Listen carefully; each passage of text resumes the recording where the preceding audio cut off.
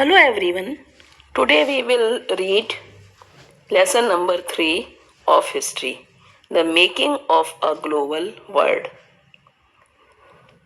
अगर हम ग्लोबलाइजेशन की बात करें तब हम ऐसे इकोनॉमिक सिस्टम की बात करते हैं जो सिर्फ 50 इयर्स ओल्ड है, लेकिन इस चैप्टर में के first section the pre modern world में लिखा है कि making of global world has a long history of trade, migration of people in search of work, movement of capital etcetera. Means बहुत समय पहले से ही लोग बिजनेस के लिए, वर्क की सर्च के लिए, काम की तलाश के लिए, कैपिटल की मूवमेंट के कारण बहुत समय पहले से ही एक स्थान से दूसरे स्थान दूर दूर तक जाते थे।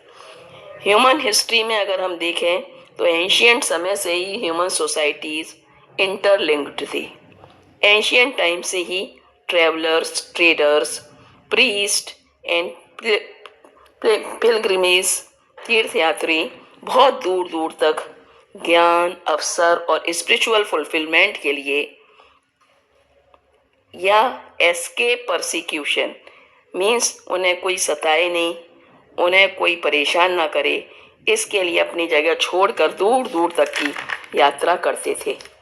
दे carried goods, money, value, skills, ideas, inventions and germs and disease also. वो अपने संग अपना सामान, मनी, वैल्यू, स्किल्स, जो भी उनमें स्किल्स होती थी, for example if they are poet और if they are expert in any business, वो अपने संग उस स्किल्स को भी ले जाते थे, अपने आइडियाज़ को ले जाते थे, अपने इन्वेंशन को, और संग में जो उनकी बॉडी में जर्म्स होती थी, डिसीज़ होती थी, उनको भी एक जगह से दूसरी जगह ले जाते थे। There was the routes which knitted together vast realms of Asia and linked Asia with Europe and northern Africa. कुछ रूट्स थे जो एशिया के रीजन को, एशिया से यूरोप को और नॉर्दर्न अफ्रीका को जोड़ते थे। ये रूट्स क्रिश्चियन एरा से पहले से थे और 15 सेंचुरी तक इनके थ्रू खूब बिजनेस हुई और ये रूट खूब आबाद रहे, यहाँ से खूब बिजनेस होता रहा। इन रूट्स को हम सिल्क रूट्स कहते हैं।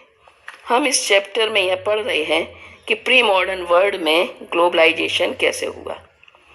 प्री मॉडर्न वर्ल्ड में globalization means movement of people, goods and services across the nation.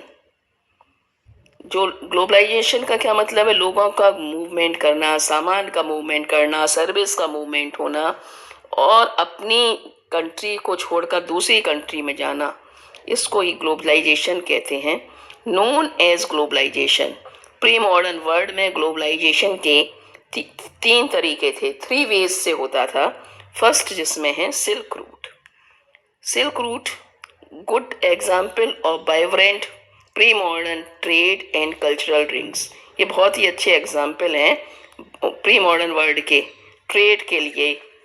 इन्हीं रूट से ट्रेड मोस्टली होता था between distant part of world.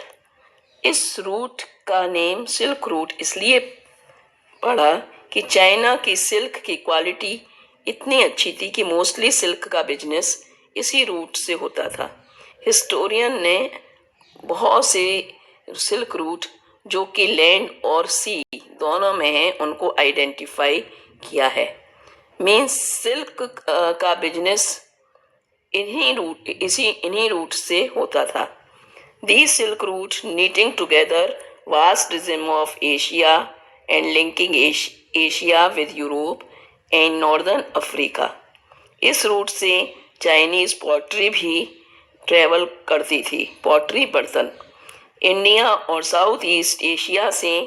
अब इसके बदले में इंडिया और साउथ ईस्ट एशिया से टेक्सटाइल और यहाँ के मसाले जो बाहर बहुत फेमस थे उनका बिजनेस होता था।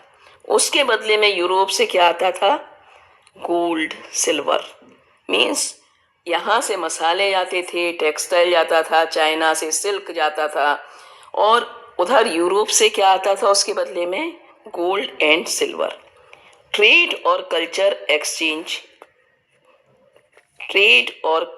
एक्सचेंज साथ साथ चलते हैं।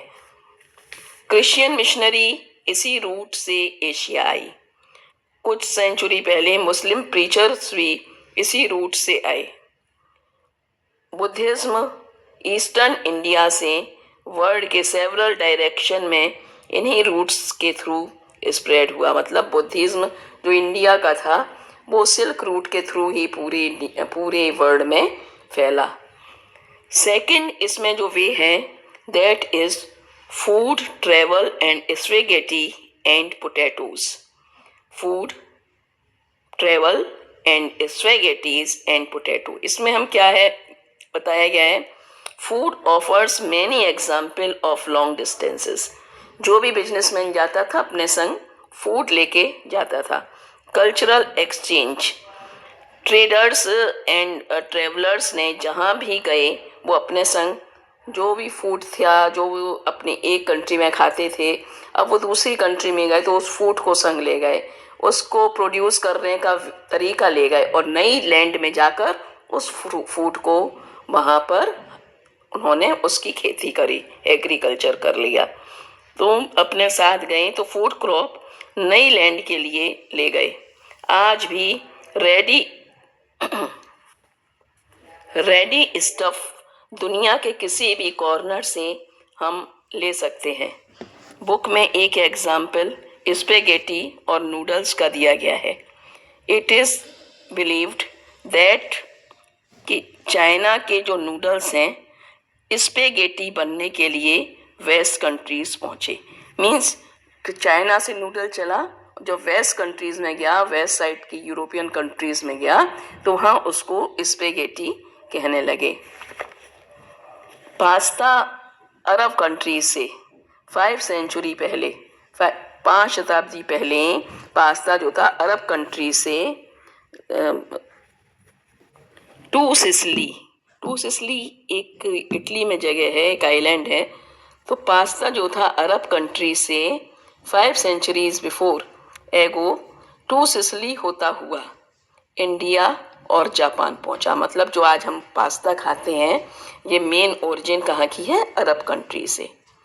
बहुत से जो कॉमन फूड हैं such as potatoes, soya, groundnut, maize, tomatoes, chillies, sweet potato means चुकंदर and so on were not known to our ancestor.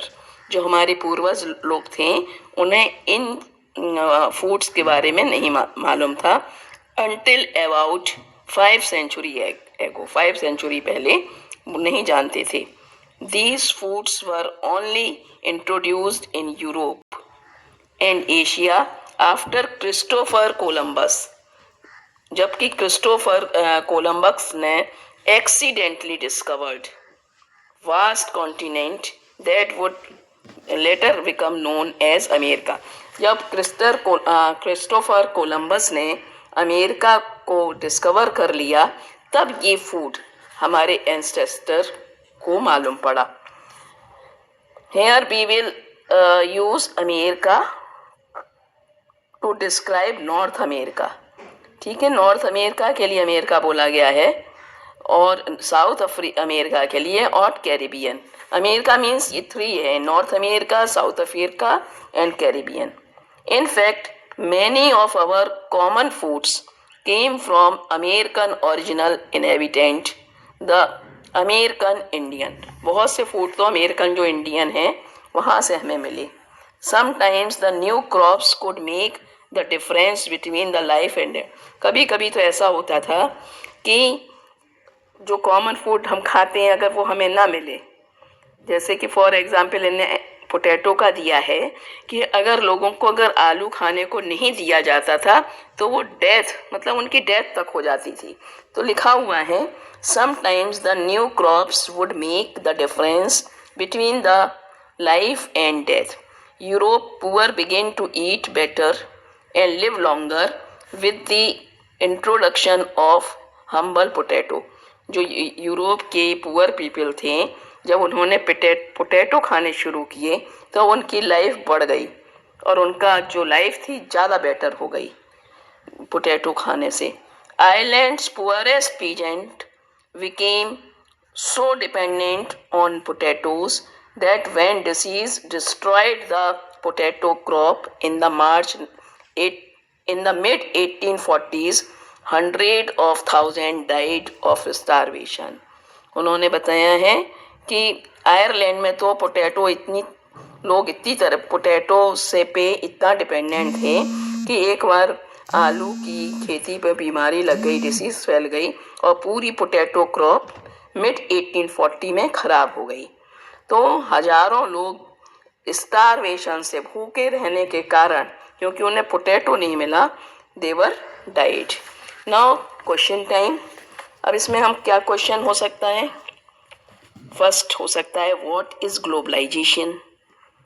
तो you should write movement of people, goods and services across the nation has been termed as globalization. Movement of people, goods and services across the nation has been termed as globalization. एक question इसमें हो सकता है which two countries were among world's richest until the 18th century. तो इसमें क्या लिखेंगे हम? China and India. Next question. The pre-modern world shrank greatly in the 16th century. पहले मॉडर्न जो वर्ड था, pre modern world 16th century में एकदम श्रिंक कर गया. Give reason. इसका रीजन है तो आप लिखना European sailors found a sea route to Asia and also successfully crossed the western ocean to American. Next question. All through history, human society have become steadily more interlinked. Justify by giving two example. क्या लिखेंगे? From ancient times, travelers, traders, priests and pilgrims traveled vast distances for knowledge, opportunities and spiritual fulfillment, or to escape persecution.